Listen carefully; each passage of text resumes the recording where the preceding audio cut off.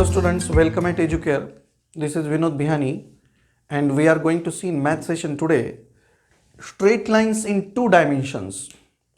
Now straight line, one of the very important part of coordinate geometry, and we already know coordinate system that contain our x-axis and y-axis, correct? Now equations of x and y-axis, how they are taken? Equation of x-axis is considered as y equal to 0 because every point on x-axis has y coordinate 0. Similarly, equation of y-axis is taken as x equal to 0 because every point on y-axis has x coordinate 0. Now we deal with lines parallel to x-axis and lines parallel to y-axis. This is x-axis, this is y-axis, this is origin, and this is line parallel to x-axis. Suppose this coordinate is -1 and this is what, -2. Then do you know this line will have equation y equal to -2. In general, any line parallel to x-axis has equation y equal to some constant, suppose denoted by b, so where y equal to b and b is constant. Similarly, if a line is parallel to x-axis, then its equation is of the type x equal to a, where that line will have every point x coordinate a. Then the different forms of equation of line, the first called slope point form. You already know the concept of slope and it is denoted by m. Now slope point form, if you know the coordinate of any point on the line, suppose it is x1 y1, then the equation of line, what called as slope point form, is something like this. I am writing now all those equations one by one, and the first one is slope point form, which is given by something like this: y minus y1 is equal to m in bracket x minus x1, where this x1 y1 coordinates of any point on the line while this m is slope. Second, that is called as slope intercept form, which is given by y equal to mx plus c. Why it is called slope intercept form? Because it contains the slope m and this intercept c, which is y-intercept of that line. Third is what called as 2 points form. If you know the 2 points on the straight line, suppose they are x1 y1 and x2 y2, such coordinates, then the equation called 2 point form given by x minus x1 upon x1 minus x2 is equal to y minus y1 upon y1 minus y2. So that is the 2 point form. Next is called double intercept form.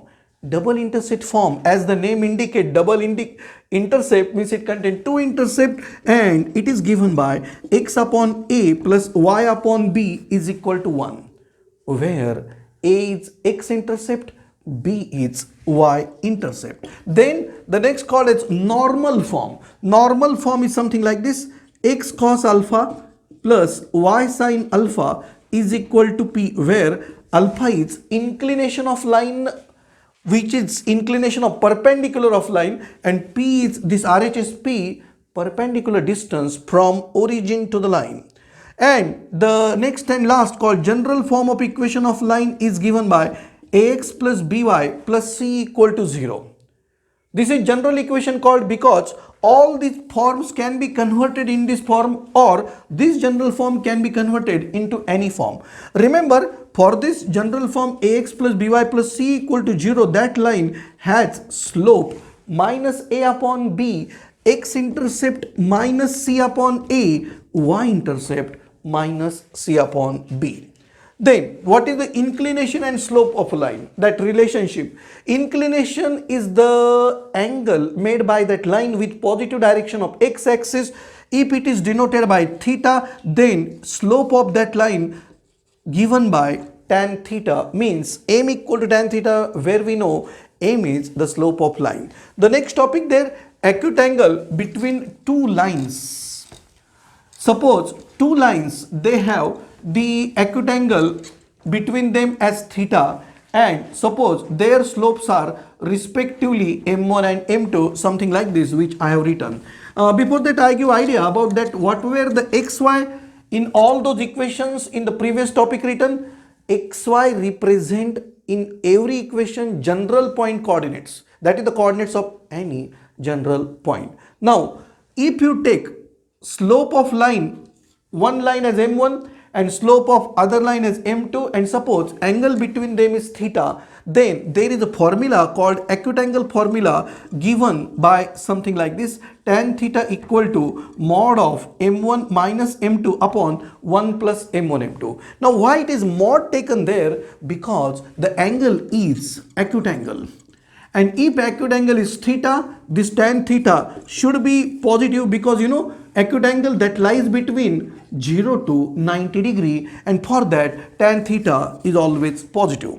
Then conditions for parallel and perpendicular lines. If two lines are parallel, their slopes are equal, something like this: m1 equal to m2. That is the condition for parallel lines, slopes are equal.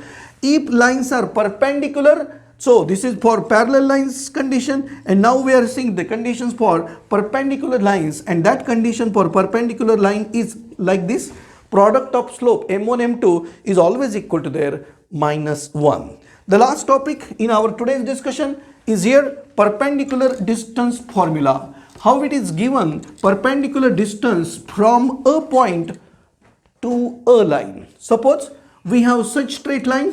Suppose its equation is this general equation: ax plus by plus c equal to 0, and let there is any point in the plane px1 y1. If we draw such perpendicular from P to this line, then this distance, suppose it is denoted by some letter as small d, then it is this PM, where M is called foot of perpendicular, and this distance PM is perpendicular distance from point to the line. It is denoted by d, and it is given by such formula: mod of ax1 plus by1 plus c divided by square root of a square plus b square. It is what called perpendicular distance formula, because it gives the perpendicular distance from a point to a line. Like here it is distance PM, and that is here denoted by d. So they were some important results